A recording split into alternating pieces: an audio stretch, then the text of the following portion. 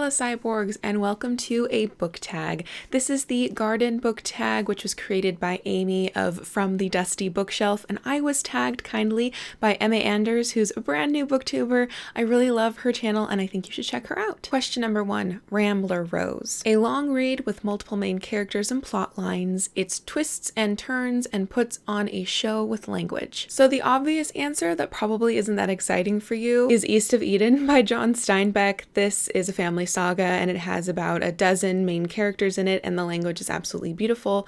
But in fear of repeating myself too much and making you guys sick of hearing about East of Eden rather than excited about hearing about it, I have a second pick, which is The Wise Man's Fear by Patrick Rothfuss. This is book 2 in the Kingkiller Chronicles, and this doesn't have multiple main characters per se, but you get to explore the world a bit more, and the different parts of the world are as characters. I mean, they are characters. So I would also recommend this, The Wise Man's Fear. Question number 2, Hybrid Tea Rose. Modern and long-lasting, a collection of 20th or 20th century poetry or short stories that will stick with you for a long time. I've chosen At the Mouth of the River of Bees by Kij Johnson. This is, to date, I believe the only short story collection I've given 5 stars, and really nothing has come to compare to her craft of short stories. This is my jam. This is what I want all short stories to be. Question 3, Lilacs, a seasonally inspired book you look forward to revisiting every year. I don't have one of those, and I want one of those, especially when it comes to the winter time,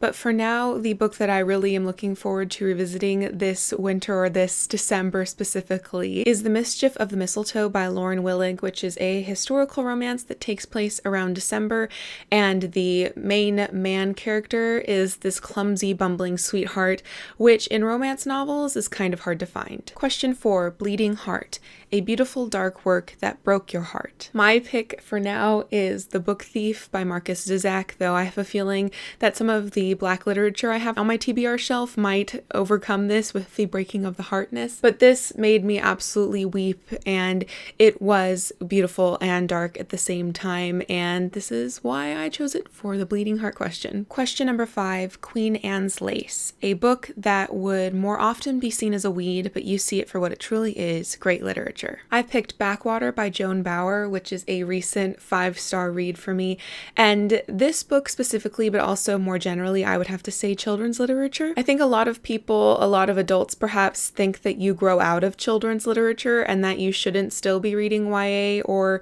middle grade or even picture books, but for me, I think that some of the most important books that are being written are children's books. Those are the books that get people into reading or steer them away from reading.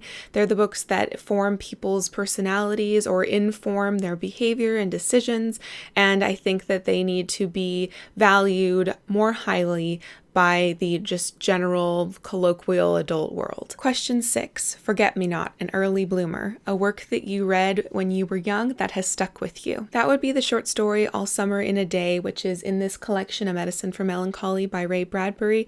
This is a short story that I read when I was 12 in class, and it has stayed with me ever since, and Bradbury has also stayed with me ever since, and I eventually want to read all of his work. Question number 7, Pansies, a classic that's losing popularity. Once upon a time, everyone seemed to have them in their libraries and or gardens, but now they're being replaced by begonias. I've chosen this as a placeholder. This is Andersen's Fairy Tales by Hans Christian Andersen, and this is the Signet Classic translated by Pat Shaw Iverson. So I think that mass market easily readable fairy tale books are what's losing popularity. I think that these days, whenever someone picks up a fairy tale book, myself included, it's this ornate, huge hardcover that perhaps isn't that accessible to actually read, but it becomes more of an object of art or something to symbolize your love of a specific fairy tale genre or time period or specific teller, rather than books that you actually are reading. So far of my fairy tale collection, I've only read the paperbacks that are easily readable, like this one, and like a trade paperback of The Turnip Princess. Question number 8, Trillium, native to North America. In some states or provinces, it's banned from picking them. Name a banned or challenged book. I've chosen the color purple, also native to North America, specifically America, and this has been a challenged and banned book throughout its entire publication, as far as I can tell. I haven't read this yet, but I'm hoping that it'll be a new favorite. Question number 9, Orchid. A book, a read that was as challenging to read and maintain as an orchid. I have chosen Anna Karenina by Leo Tolstoy, which I do not have a copy of. So orchids, I'm really irritated whenever I go to the grocery store and I see orchids on sale, because orchids are some of the most finicky plants. And yes, they're beautiful, but giving them as a gift to someone, I'm not bagging on you, friend from real life, you know who you are, is kind of like giving someone a puppy they didn't ask for. You need to feed it, you need to water it, you need to know where it needs to sit. If you don't happen to have the perfect window ledge in your house, there's no hope of you keeping this thing alive. So for me, an orchid is something that is work to maintain, but it doesn't really pay off, and Anna Karenina was that for me. I mostly listened to the audiobook, and I had high hopes for this classic, this kind of romantic sort of classic. It's Anna Karenina and her lover Vronsky are some of the most celebrated couples in literature, but Anna Karenina ended up being more about Konstantin Lievin than Anna, and I don't understand the appeal, and I am sorry I put my friends through the work of getting through Anna Karenina for book club one month.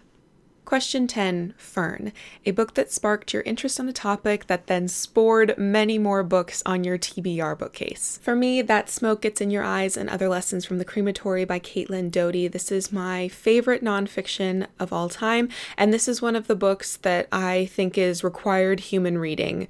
It's about mortality and the nature of death, what happens to a body, and coming to terms with the fact that in North America, or perhaps the Western world at large, we've lost meaning in our death rituals, and for me that's appalling. And frankly, the only thing that everyone knows about life is that it's eventually going to be taken from us. We're eventually going to run out of time. And so if at the end of someone's long life there is no traditional meaning, it just that idea bothers me so very much. Because of this book, I now have a shelf on my Goodreads account called Death, where I'm slowly accruing books that talk about mortality or talk about death, nonfiction, fiction, poetry, whatever I can get my hands on. And though not a lot of them made it to my physical shelves yet, I am so glad to have that placeholder online to know that when I want to read more about a topic I find very important, it'll just be a click away. So those were all of the flowers in my book garden today. I hope you enjoyed this tag. Thank you very much, Emma, for tagging me once again. Now I need to tag some people, so I think that I would like to tag Acacia Ives, of course, Victoria from A Hermit's Progress, of course, Merle from A Blackbird's Books, Hillary from Your Robot Friend, Kate Howe, and Marie Berg. I hope that some of you really enjoy doing this tag and learning about all of the flowers you currently have in your library, unbeknownst to you. Thank you for watching, and as always, continue to be lovely. You are a pollinating butterfly. And thank you to my patrons. I really appreciate your continued financial support for me and this channel. I certainly hope that you are enjoying the content still and are, maybe depending upon where you are in the world, enjoying some flowers in spring, but if not, just enjoying the books you're reading. Also, I don't know if you guys could tell, but I totally did my eye makeup to look like a flower, because like the top lid is purple and then the bottom lid underneath, which you can't really see, is green, and then I'm wearing a green shirt. It's all symbolism. I hope you enjoyed.